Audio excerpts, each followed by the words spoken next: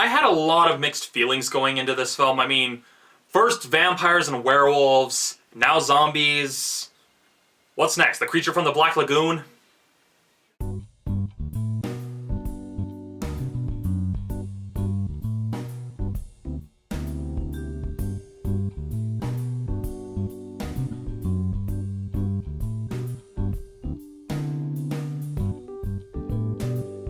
Now, again, I know you're probably sick of hearing this by now, but I really must state, just to make sure that I'm fully covered here, I have not read the book. All my opinions are solely based on the movie. I know some people say, oh yeah, you need to read more so you can understand whether it's faithful or not, but the important thing about an adaptation of a book or of a comic or of anything to film is that it needs to be able to stand on its own. And that's why I don't really read a lot of the source material it's based on unless it's like a classic like Dracula or Jekyll and Hyde or Frankenstein.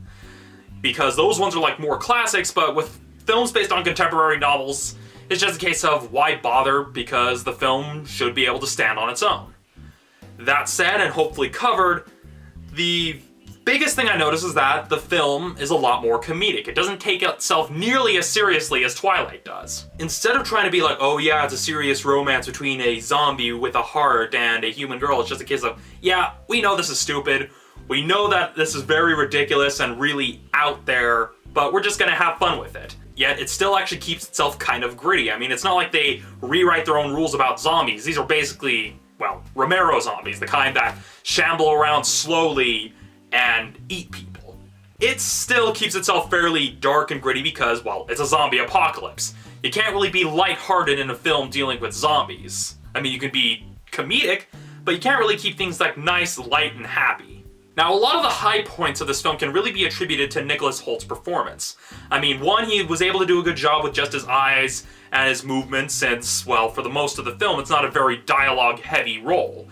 I mean, later on, as he kind of changes, he does get more lines, but for the most part, he does a pretty good job acting like a zombie. Most of the other actors in the film do a really good job, but a lot of the cases with the other actors and how well they did, a lot of it can be attributed to the screenwriter. I know that's not really fair to the actors because I know acting is a pretty hard thing, but the way everything else was edited, cut together, and written just really more played to some of the strengths, and so there wasn't really a lot that stuck out about everybody else's performance. The only reason I remember Nicholas Holt's performance is because he's the main character. He's the one carrying the film.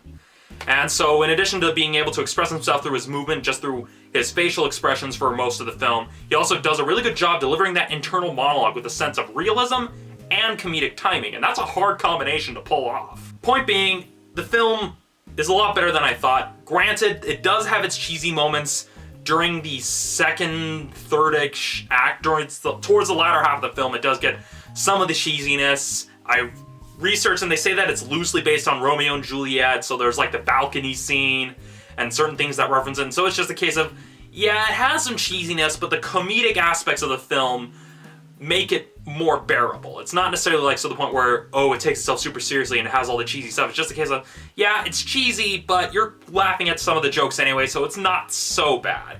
And that's not to say the film doesn't have its fair share of drama. With the fair share of drama that it does have, it does a pretty good job, but it definitely keeping the emphasis more on the comedic aspects of the story, definitely play toward the story's strength. So overall, it was a lot better than I thought it would be, to be honest. I mean, again, I didn't have super high hopes. I thought, okay, well, it's comedic, but it may just be a case where they show the funniest bits in the trailer, like they always do with comedies. But it was just a case of, okay, well, I enjoyed it. It's kind of a case where if you go in knowing that it's a very ridiculous premise, knowing that it's gonna be kind of stupid and cheesy, it's enjoyable. I can't really say for certain if I would recommend it as a date movie, mostly for a lot of reasons, most of them being that I have no idea how that sort of thing kind of works. But if you go in knowing what to expect, you'll have a pretty good time. But the cheesiness did get a little bit grating, so on my personal scale, I'm giving Warm Bodies a 4 out of 5. So that's it for this week's episode of Romney's Reviews. As for next week, it's a case where I've got two movies that I'm trying to decide between. On one hand, we've got Identity Thief, and on the other, we've got Side Effects. So which film should I review next? Leave your comments below. And by that I actually mean leave them below, because I can't really decide unless, you know, I actually have people commenting and actually voicing their input. I need something to read. I should probably stop pointing. I'll see you all next week.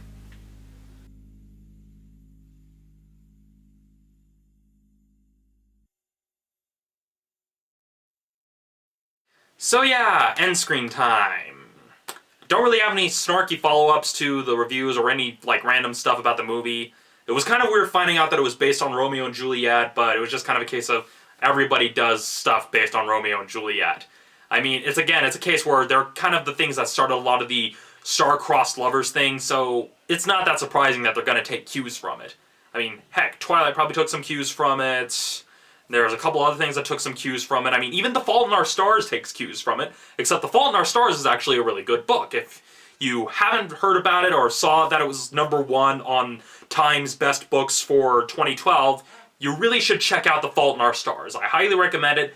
It's a bit of a downer, but it's ultimately worth it. I mean, if you're looking for a real star-crossed lovers sort of story that is fairly realistic, then yeah, I recommend The Fault in Our Stars.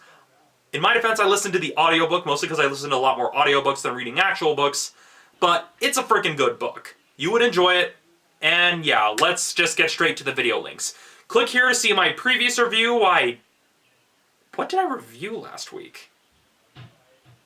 I don't remember. I don't really remember what I reviewed last week, so click here to go to the previous episode. Click here to go to a random video. It's going to be a different review as well. And yeah, don't really know what else to put here on the end screen. I mean, I pretty much gave a book recommendation. And I didn't really do a Romney Recommends this week because, I mean, just type in zombie movies into Google, you'll find something. And I don't watch a lot of romance things, so the only real Romney Recommends that I'm giving you is The Fault in Our Stars. I've heard they're planning on making a movie of it. I heard John Green liked the script, even though he technically probably isn't supposed to say that, but he said that in one of his Question Tuesday videos. And yeah, that's pretty much all I have to say about that. So yeah, just click on one of the links or click on related videos. I mean, not really much else to do in this one unless you want to just sit here and stare at my face the whole day.